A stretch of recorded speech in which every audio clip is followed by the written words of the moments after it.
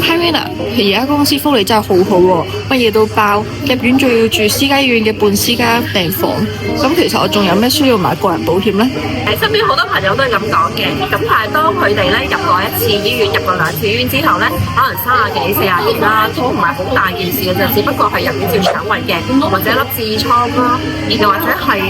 可能身後有啲唔舒服，咁佢入院之後咧，佢想再買翻個人保險咧，其實係會有少少難關嘅。點解咧？因為佢以前存在嘅病徵咧，其實保險公司嘅角度都會再查察翻，究竟係一個大病啦，定係一個小病咧？如果係持續需要去睇醫生同埋去食藥嘅話咧，咁公司係有機會有不保事項嘅喎。咁如果有不保事項嘅話，即係話嗰個部位唔會受到保障，咁佢買咗嘅 medical 醫療單或者係疾單，咁咪冇個保障咯。咁再諗遠啲啦，如果佢有一日佢真係轉高，佢又冇咗呢一個部位嘅保障，咁點咧？咁所以我都鼓勵啲朋友咧，就係話唔好因為公司嘅醫療保障好，所以就放棄自己可以喺健康嘅時候幫自己買一份全面嘅保障。因為如果已存在嘅疾病又買唔到嗰個部位嘅保障嘅話咧，咁其實